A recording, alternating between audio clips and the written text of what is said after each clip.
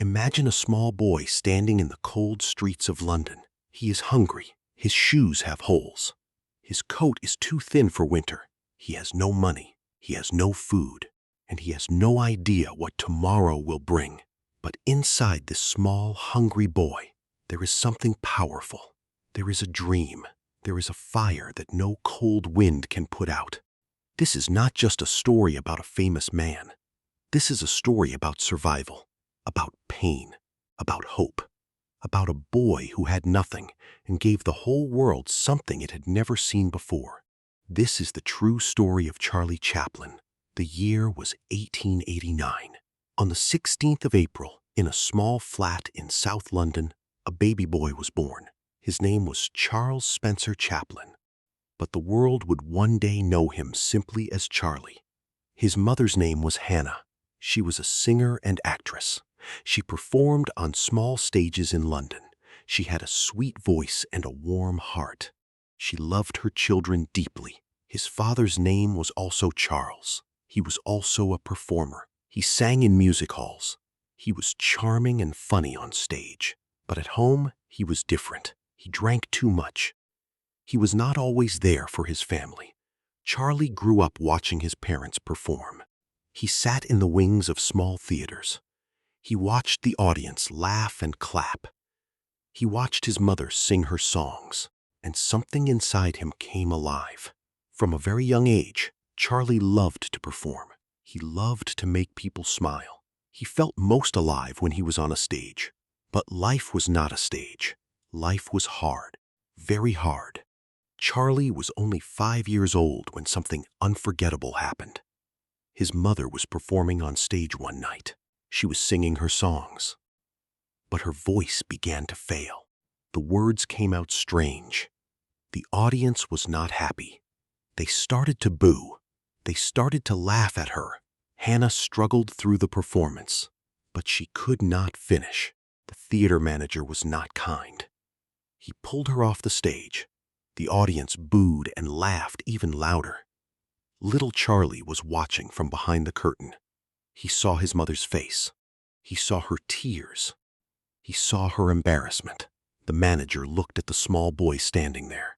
He thought for a moment. Then he made a quick decision.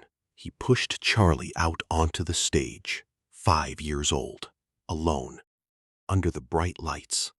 Hundreds of people watching. Most children would have cried. Most children would have run away. Charlie did something different. He looked out at the audience. He took a breath, and he began to sing.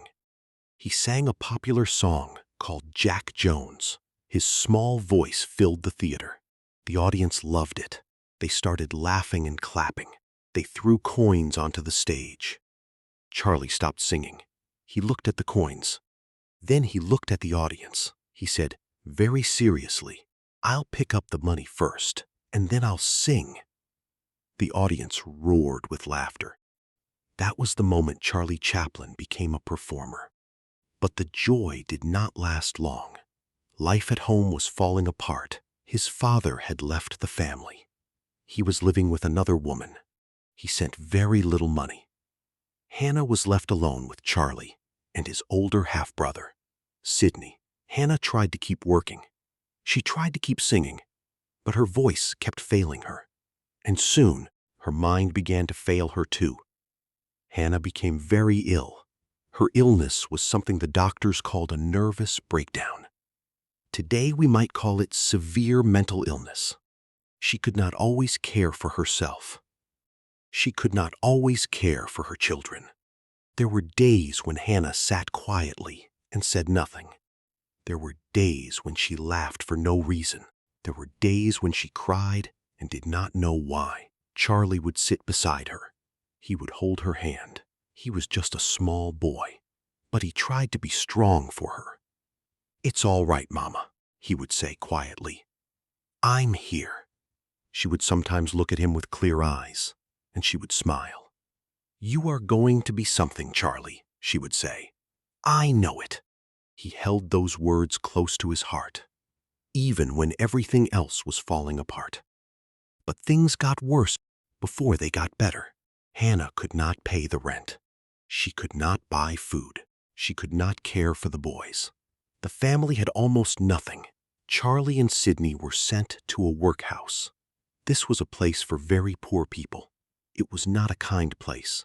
It was cold and strict. The boys had to work. They had little to eat. They slept in crowded rooms. Charlie was 7 years old. He remembered the smell of that place. He remembered the hard beds. He remembered the sad faces of the other children. "Why are we here?" he asked Sydney one night. Sydney was older.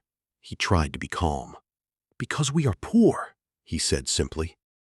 "But we will not stay poor forever." Charlie stared at the ceiling. He thought about his mother. He thought about the stage. He thought about the coins people had thrown at his feet. "I will be famous one day," he said quietly. Sydney turned and looked at him. Then he smiled. "Yes, I believe you will." After some time, the boys were able to leave the workhouse.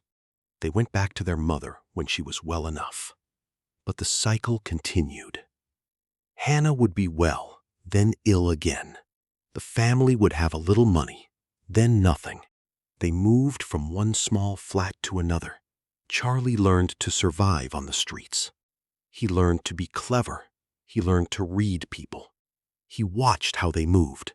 He watched how they talked. He stored everything in his memory. He loved to watch people. He loved to copy them. He could make Sydney laugh by imitating the old man next door. He could make his mother smile by doing impressions of the neighbors. "Stop, Charlie, stop," his mother would laugh, holding her stomach. "You will be the death of me." He was always happy when he could make her laugh. Those moments felt like sunshine after a long rain. When Charlie was about 9 years old, he joined a group of young dancers and performers called the 8 Lancashire Lads. This was his first real step into professional performing. He traveled around England with the group. He performed on stage. He learned discipline. He learned how to move. He learned how to hold an audience. It was hard work. The boys rehearsed for hours. They were expected to be professional, even at such a young age. The director was strict. Again, the director would say, "Do it again, and this time do it better." Charlie did not complain. He watched, he learned, he practiced, he fell. He got up. He tried again. He was small, but he was determined. And slowly, step by step, he was getting better. As Charlie grew older, he started performing in small plays and shows. He was a teenager now, thin, bright-eyed, full of energy. He got a role in a play, then another.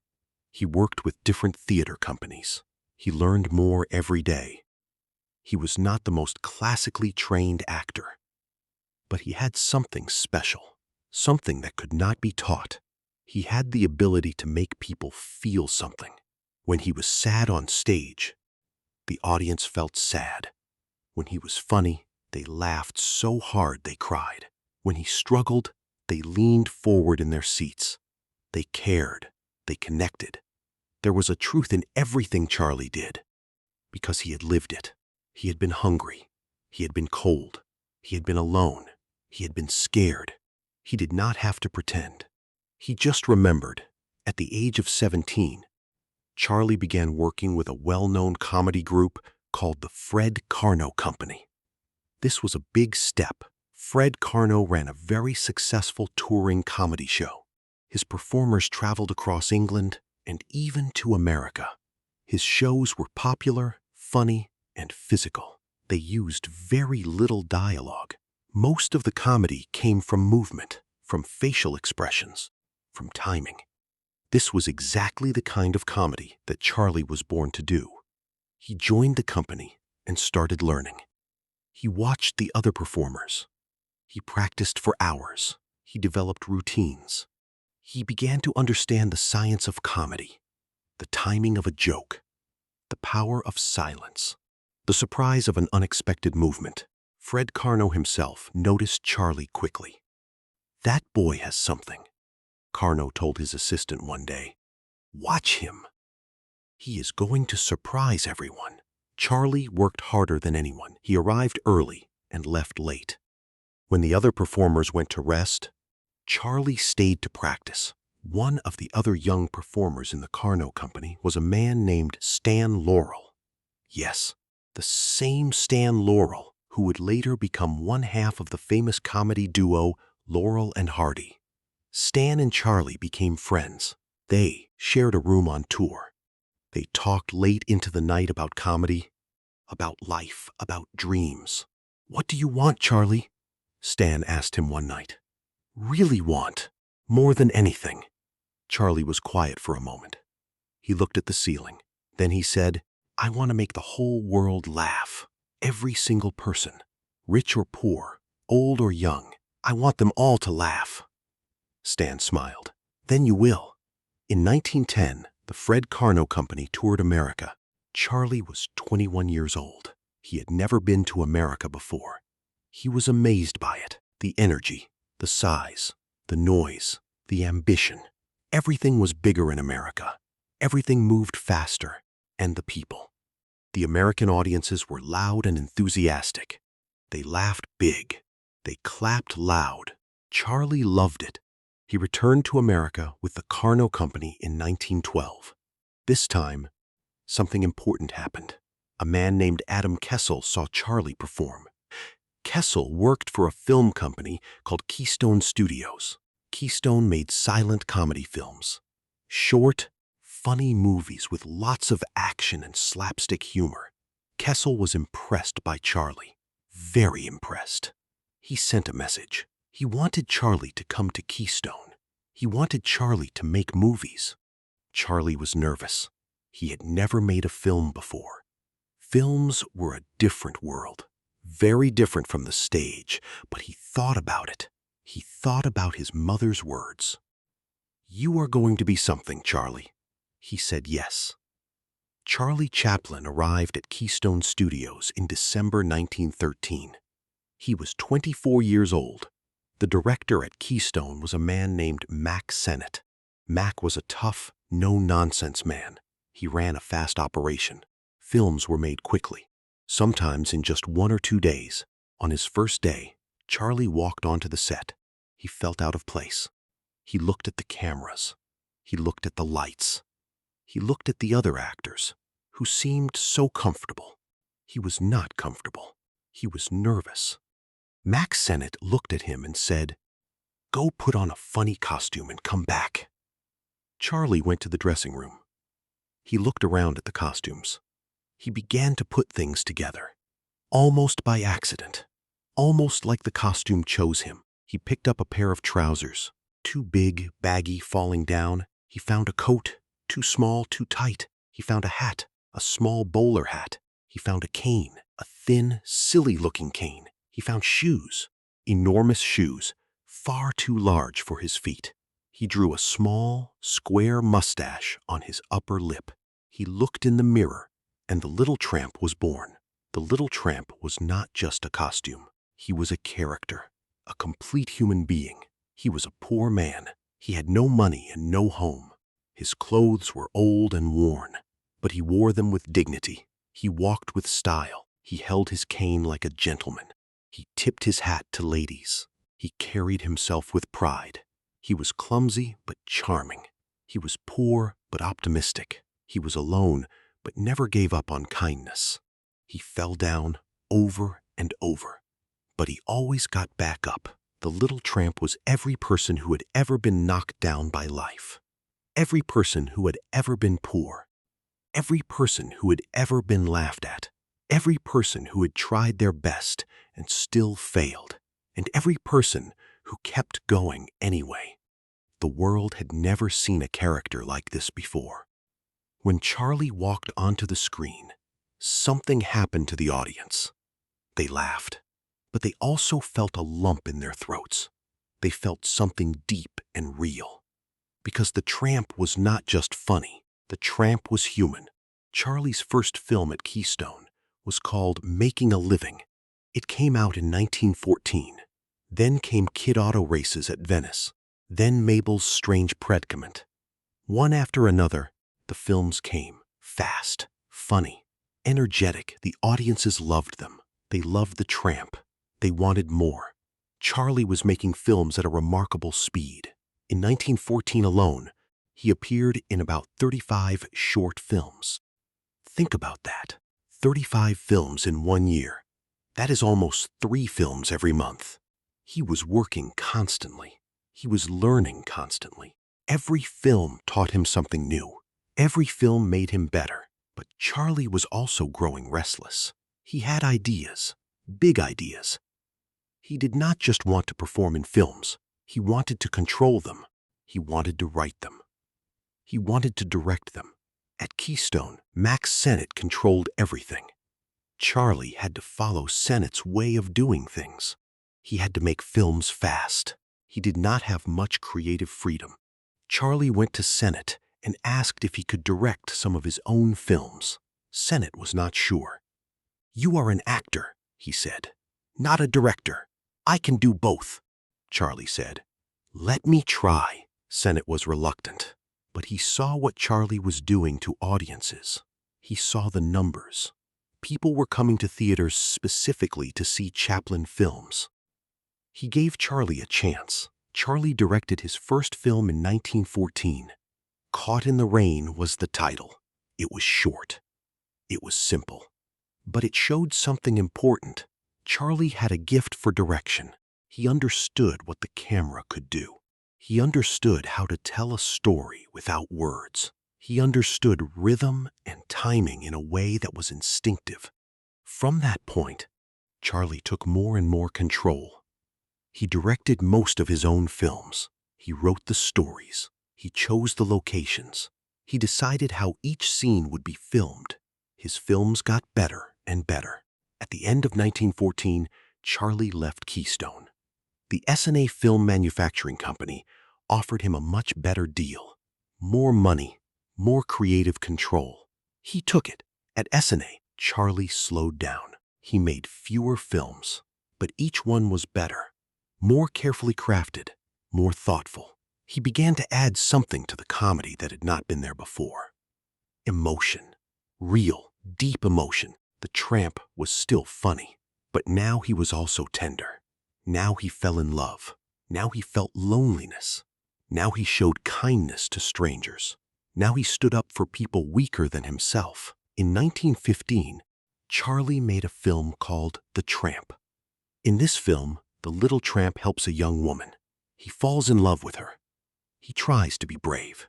He tries to be worthy of her love. But in the end, she does not choose him. She has another man, a better man, a richer man. The tramp is left alone. He stands in the road. His small figure grows smaller and smaller as he walks away. He hunches his shoulders. He is sad. Anyone can see that. But then something happens. He straightens his back. He kicks up his heels. He swings his cane. He walks on, into the open road, into whatever comes next. Audiences across America sat in dark theaters and cried, and laughed, and cried again. This film changed everything. People understood that Charlie Chaplin was not just a comedian. He was an artist. Charlie moved to the Mutual Film Corporation in 1916. He was now one of the most famous people in the world. His face was on posters everywhere. Children imitated his walk. Newspapers wrote about him constantly.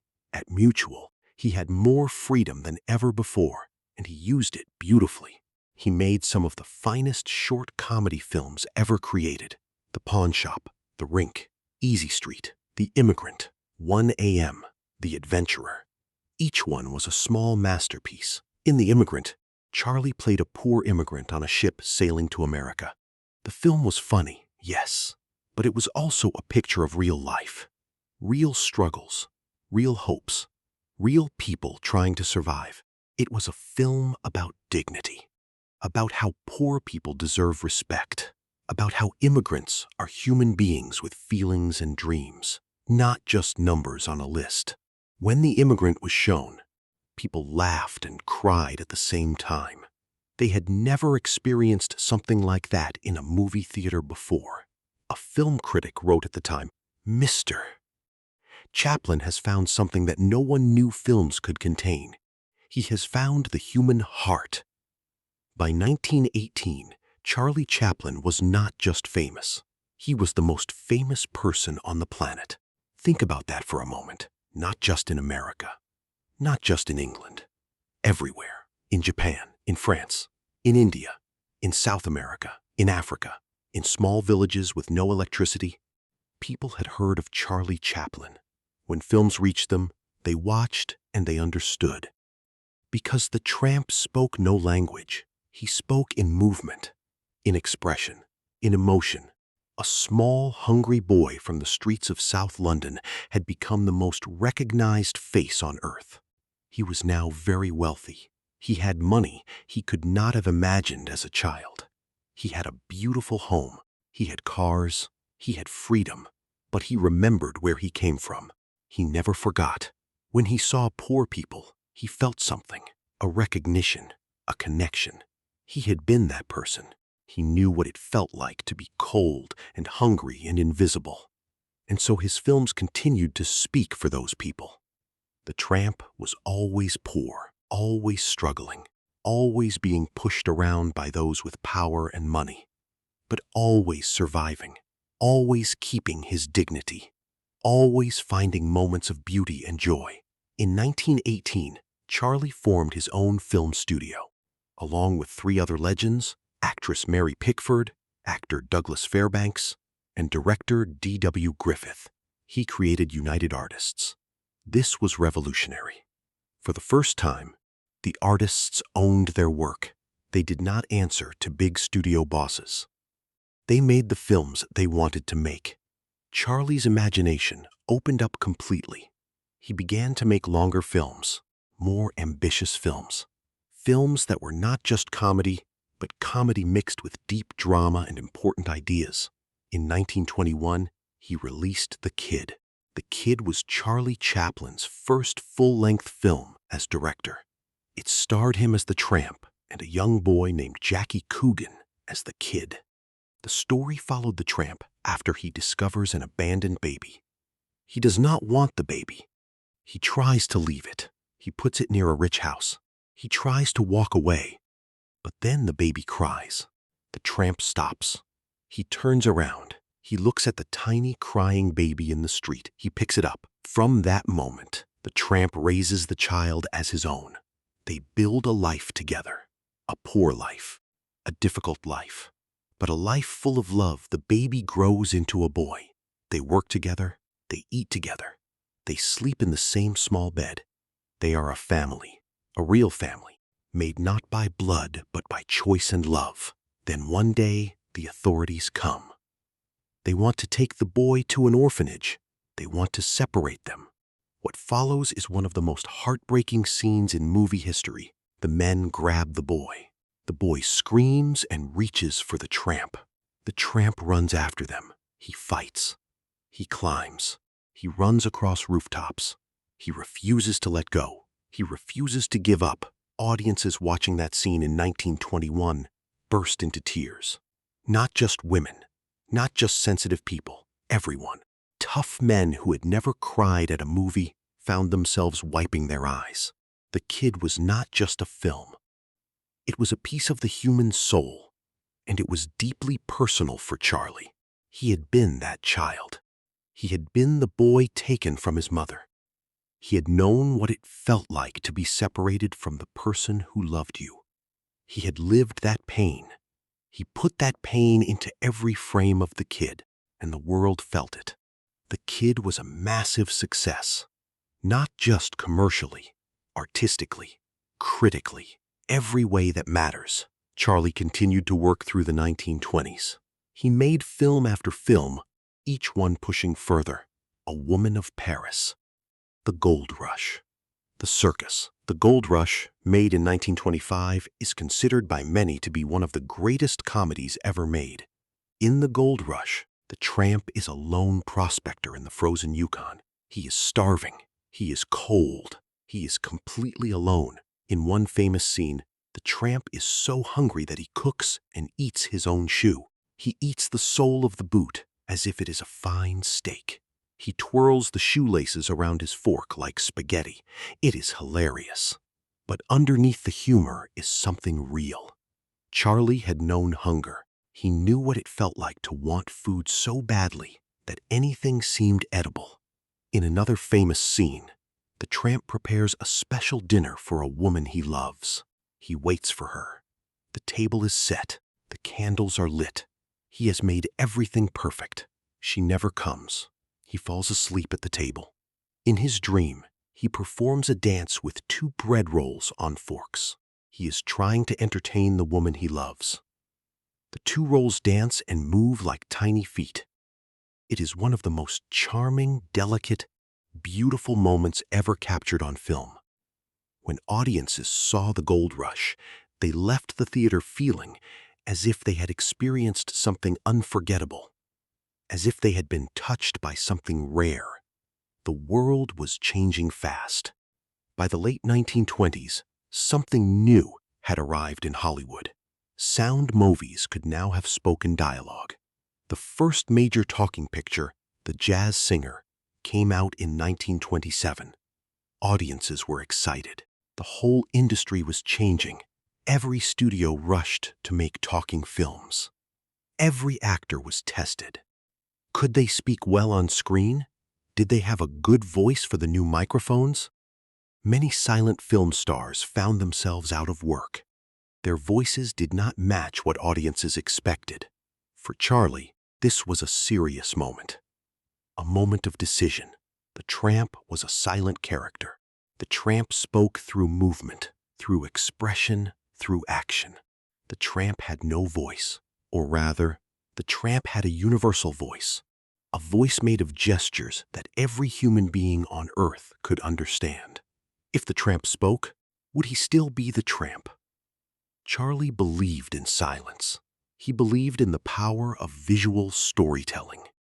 He thought that sound in films was a fad, that it would pass. He was wrong about that. But he was also right about something else. He decided to keep making silent films, even as the whole world moved to sound. In 1928, he released The Circus, another success, another triumph of silent filmmaking. Then in 1931, he released City Lights. City Lights is widely considered Charlie Chaplin's greatest masterpiece. It was a silent film, released long after most other films had switched to sound. Many people thought Charlie was making a mistake. Many thought audiences would reject a silent film in a world of talking pictures. They were wrong. City Lights tells the story of the little tramp who falls in love with a beautiful blind flower girl. She cannot see him. She thinks he is a wealthy gentleman. He does not correct her. He wants her to keep believing in something good. He learns that an operation can restore her sight. The operation costs money. A lot of money. The tramp has no money. He never has money. But he finds a way, through extraordinary effort, through humiliation, through sacrifice. He finds the money. He gives it to her anonymously. She has the operation. She can see. Then the tramp is sent to prison for a time. When he comes out, he is even more ragged, more worn. He is just the tramp again, poor and alone. One day, he walks past a flower shop. The same girl is there. She can see now. She is happy. She is beautiful. She does not recognize the poor ragged man looking at her through the window. She sees him staring. She feels a little sorry for this strange, poor man. She goes to the door. She gives him a flower and a coin. She touches his hand. And in that touch, she knows. She recognizes something. She looks at him more carefully. "You?" she says. He looks at her. He smiles his small, hopeful, heartbreaking smile. The film ends there. No words. Just a face. Just a smile. Just 2 people recognizing each other across the vast distance of life. Audiences watching that final scene could not breathe. They sat in the dark with tears streaming down their faces. City Lights was a triumph. Critics who had been ready to say that Charlie Chaplin was finished were silenced. The film made millions. It was praised everywhere. Albert Einstein, one of the most intelligent people who ever lived, was invited to the premiere. He stood and applauded. He said to Charlie, "You are understood by everyone in the world." Charlie replied quietly, "That is more than I can say for you." Einstein laughed. Charlie's personal life was complicated. He married several times. He had children. He had relationships that were sometimes difficult. He was a perfectionist. He was demanding. He could be stubborn. He could spend weeks, even months, perfecting a single scene on the set of one of his films. A crew member once asked him how many times he had filmed a particular short scene. Charlie thought for a moment. "About 200 times," he said. The crew member stared. 200 times. "Maybe more," Charlie said. And he went back to work. He was never satisfied. He was always searching for something better, something more true, something more real. This perfectionism was both his greatest strength and one of his greatest challenges. Films took a very long time to finish. Budgets went over. Schedules stretched. But the results were extraordinary. In 1936, Charlie released Modern Times. By this point, he had been making films for over 20 years. He was one of the most experienced filmmakers in the world, and Modern Times showed it. Modern Times was a film about the modern industrial world, about factories, about machines, about what happens to human beings when they are treated like cogs in a giant mechanical system. The tramp works in a factory. He tightens bolts all day, the same bolts, over and over, faster and faster. The machine goes faster. The tramp must go faster too. He cannot keep up. He begins to break down. The film was funny. It was also a sharp, intelligent comment on modern life, on how the world was becoming too fast, too mechanical, too cold. It was a film about humanity in a world that sometimes forgot to be human. Modern Times was still, technically, a silent film. But Charlie added sound effects, and at one point, the tramp sings. It is the first time in his career that Charlie Chaplin allowed his voice to be heard in a film, and the song he chose to sing was made up on the spot. Nonsense words, a beautiful melody, but completely invented language. Not English, not any language, universal, because the tramp belonged to everyone, not just to English speakers. The world was changing again. By the late 1930s, something dark was growing in Europe. A man named Adolf Hitler was rising to power in Germany. His ideas were terrifying. His methods were cruel. He was spreading hatred and fear across the world. People noticed something about Hitler. He had a small, square mustache, like the tramp. The contrast was striking. Charlie had been wearing that mustache since 1914. Hitler had adopted a similar style years later. Two men who looked alike on the outside. Two men who could not have been more different in their values and their souls. Friends told Charlie he should do something. He should use his platform. He should speak out. Charlie had always avoided direct political statements. He had let his films speak in metaphor, in symbol. But now, the situation was too serious. In 1940, Charlie Chaplin released The Great Dictator. The Great Dictator was Charlie's first true talking picture. And he chose to speak with a purpose. In the film, Charlie played two roles: a Jewish barber who looks like the tramp, and a dictator named Adenoid Hinkle, a clear representation of Adolf Hitler. The film was a direct, brave, funny, and devastating attack on fascism, on hatred, on the kind of power that crushes people. Charlie made fun of Hitler. He showed him as a ridiculous, vain, stupid, greedy little man. He showed how dangerous such a man could be when good people did nothing to stop him. It was a courageous film. America was not yet at war. Some people thought Charlie was being reckless. Some people threatened him. He made it anyway. At the end of the film, the barber, who has been mistaken for the dictator, gives a speech. A long, passionate, beautiful speech. This speech was Charlie's own voice, his own beliefs, everything he had thought and felt and believed about the world. He spoke directly to the audience.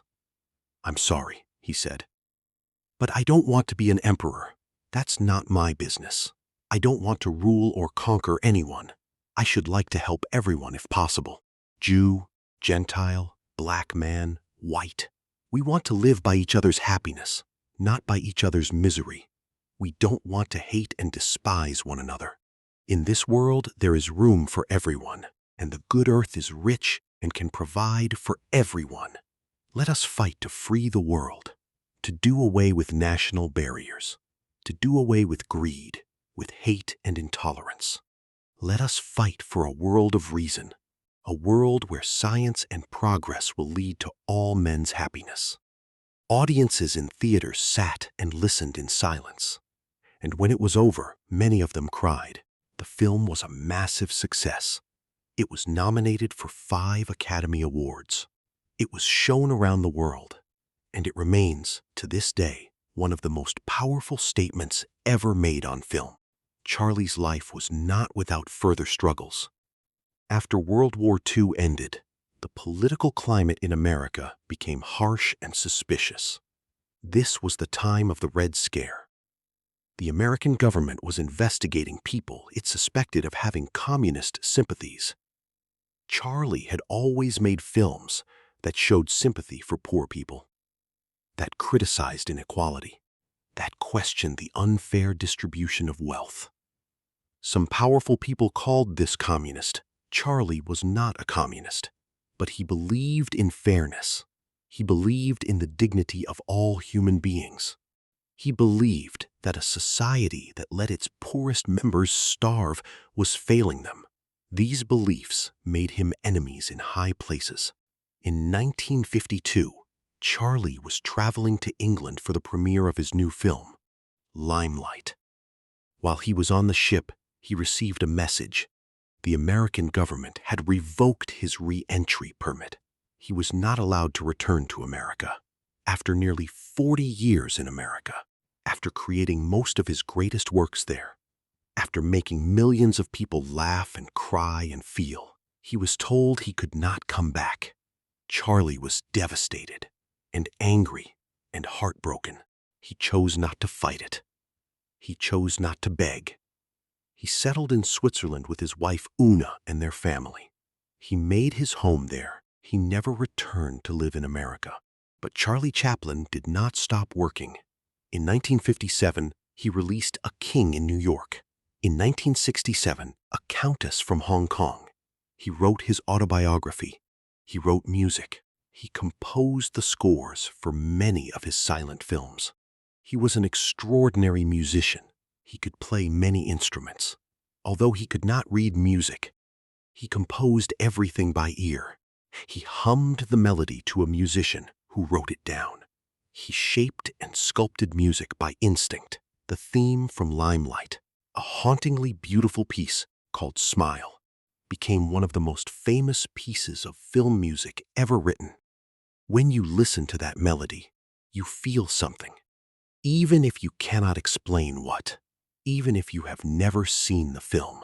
There is something in those notes that speaks to the human heart, because Charlie had put himself into every note, just as he had put himself into every frame of every film. In 1972, something happened that moved Charlie Chaplin deeply. The Academy of Motion Picture Arts and Sciences, the organization that gives the Oscar Awards, invited Charlie back to America. They wanted to honor him. They wanted to give him an honorary award for his lifetime of contribution to cinema. Charlie had not been to America in 20 years. He hesitated. He was old now. He was in his 80s. The journey would be difficult, but he went. When he walked onto the stage at the Academy Awards ceremony in Hollywood, the audience rose to their feet. They applauded and applauded and applauded. For 12 minutes, the audience gave Charlie Chaplin a standing ovation. 12 minutes. It was the longest standing ovation in Oscar history. Charlie stood on that stage, this old man who had started life in a cold London slum, this small boy who had been hungry and lost and sent to workhouses. This performer who had started his career when a desperate theater manager pushed a frightened 5-year-old onto a stage. He stood there and he received the love. He tried to say thank you. His voice broke. His hands trembled. He held up the Oscar. He was crying. 12 minutes. The whole room was crying with him. Charlie Chaplin died on the 25th of December, 1977. Christmas Day. He was 88 years old. He died peacefully at his home in Switzerland. He was surrounded by his family. He had been married to Una for 34 years. They had 8 children together.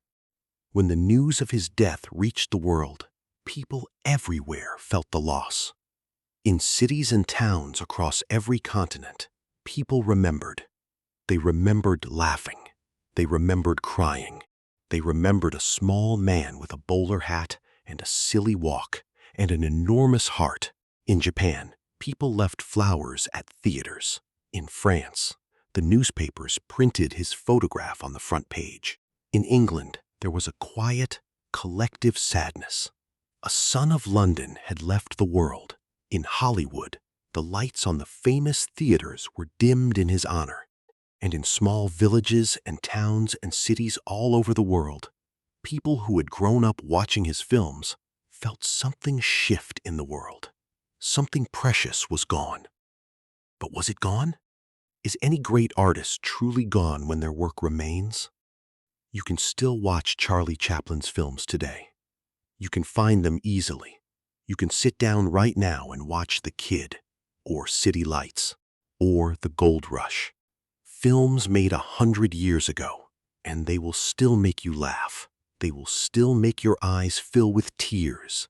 They will still make you feel something deep and true, because Charlie Chaplin was not just a man. He was an expression of something universal, something that lives in all of us.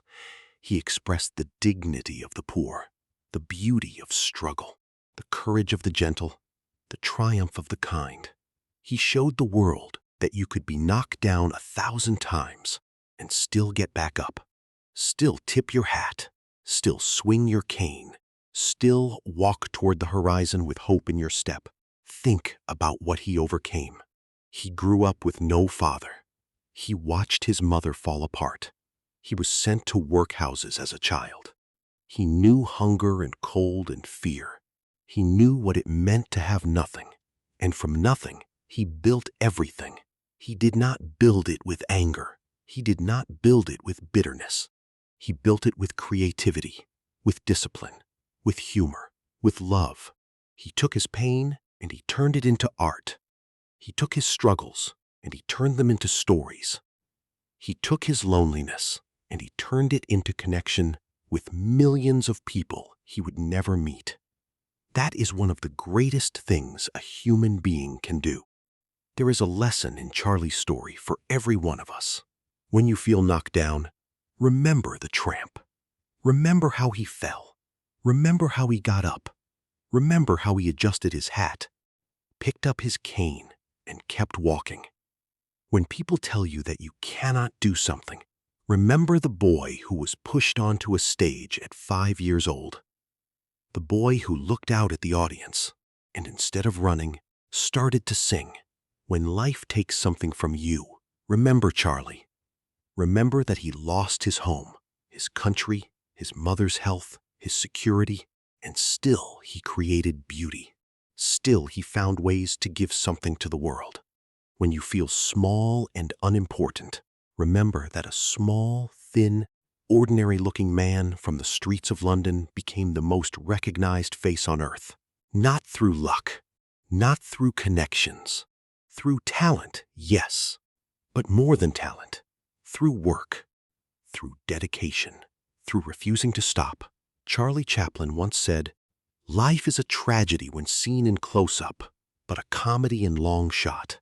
This is one of the wisest things ever said. When we are in the middle of our pain, it feels enormous. It feels like it will swallow us. It feels like it is everything. But from a distance, from the long view, we see the shape of our whole life. And we see that even the painful parts had meaning. Even the failures were teaching us something. Even the dark moments were preparing us for something better. Charlie knew this. He lived this. And he showed it to the world through The Tramp. There is also something important to understand about what Charlie Chaplin gave to the art of storytelling. Before Charlie, people thought comedy was less important than serious drama. They thought making people laugh was a lesser achievement than making them cry. Charlie changed that idea forever. He showed that comedy could contain great truth, that laughter could carry deep emotion, that a funny scene could break your heart more powerfully than a tragic one. He showed that the greatest artists work at the intersection of laughter and tears, that real life is never purely funny or purely sad. It is both, always both. Every great comedian who came after Charlie learned from him. Charlie Chaplin's fingerprints are on the work of every funny person you have ever loved, every great comedy film, every performer who ever made you laugh and cry at the same time. He started something that the world is still continuing. And what about his mother, Hannah? Hannah Chaplin's story is heartbreaking. She suffered greatly. Her mental illness stole much of her life. She was in and out of care facilities. She could not always recognize her children. But Charlie never abandoned her. Never. When he became successful and wealthy, he made sure his mother was cared for. He brought her to America. He found her good doctors. He made sure she was comfortable. Hannah lived to see her son become the most famous person in the world. On her good days, she would watch his films and laugh, and then cry with pride. "You are going to be something, Charlie," she had told him when he was small. She was right. When Hannah died in 1928, Charlie was devastated. He had lost the person who had believed in him when no one else had, the person who had held his hand in the darkness. He dedicated city lights to her, and in the gentle way the Tramp treated women in his films. In the kindness, in the tenderness, in the way he always wanted to help and protect. You can see Hannah's influence. You can see what a good mother, even a struggling, suffering one, can plant in a child's heart. Let us also think about what Charlie meant to the people who were watching in those early years. In the 1910s and 1920s, the world was a very divided place. There were enormous differences between the rich and the poor. Workers labored in terrible conditions. Immigrants arrived in new countries with nothing.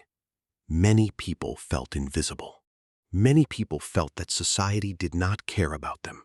And then they went to a movie theater, and on that screen, they saw someone like them. A poor man.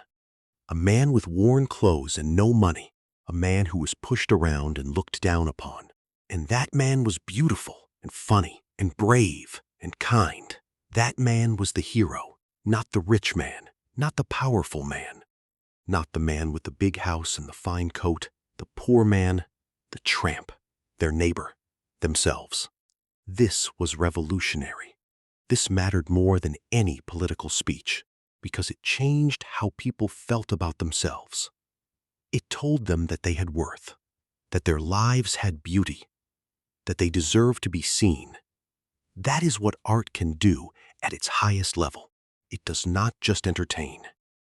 It changes how people see themselves and each other. Charlie Chaplin did that for the whole world. One more story before we come to our close. It is 1932. The Great Depression is sweeping the world. Millions of people have lost their jobs. Families are struggling. There is hunger and fear everywhere. A young man named James is standing in an unemployment line in New York City. He has been out of work for months. He has a wife and a small child at home. He does not know how he will feed them. He does not know where the next meal is coming from. He is broken. He has given up hope. A friend pulls him aside. "Come on," his friend says. "Let's go to the movies for an hour. It'll do you good." James does not want to go. He has no money. He has no energy. He has no interest in anything. But his friend insists. They sneak into the back of a movie theater. The lights are down. On the screen, the little tramp is sliding around on the ice, falling, getting up, falling again, making everyone in the theater roar with laughter. James watches, and slowly, something happens. A smile appears on his face, then a laugh, a real laugh from deep in his chest. A laugh he has not had for months. He watches the tramp fall down and get up again, fall down and get up again, and something shifts inside James. Something unlocks. He walks out of that theater a different man, not fixed, not solved. His problems are still there. The line is still there. The hunger is still there, but something has changed. He stands a little straighter. He breathes a little more easily. He feels, for the first time in months, that things might be all right. He does not know why. He cannot explain it. But Charlie Chaplin, through the small flickering image of a man with a bowler hat and a silly walk, reached across the darkness of that movie theater and touched something in a desperate human heart. That is the power of art. That is the power of a story told from the truth of one's own pain. That is the legacy of Charles Spencer Chaplin. So here we are, more than a century after a small boy was pushed onto a stage in London. More than a century after he looked at the audience and decided to sing instead of cry. The world is still watching Charlie Chaplin. People in countries that did not exist when he was alive are watching his films. Children who are learning to speak English for the first time are watching The Tramp and laughing. Old people in nursing homes in places Charlie never visited are watching his films and feeling alive. His work is eternal, not because it was made to last, but because it was made from truth, from real emotion, from real pain and real joy. And the truth never grows old. What does Charlie Chaplin's story tell us about the life that we are each living? It tells us that where you start does not define where you end up. It tells us that struggle is not a sign that you are failing. Struggle is a sign that you are alive, that you are in the middle of your story, not at the end. It tells us that our greatest art often comes from our greatest pain, that what breaks us can, if we let it, become the thing that connects us to others. It tells us that kindness is not weakness, that gentleness is not something to be ashamed of, that the ability to make people laugh is a rare and precious gift. It tells us that the world needs people who can see the comedy and the tragedy at the same time. People who can hold both. People who can turn their pain into something that heals others. It tells us that we should never stop learning, never stop creating, never stop reaching. Even when the world tells us to stop, even when the doors seem closed, even when we are cold and hungry and alone, because somewhere out there is an audience waiting for what only you can give them.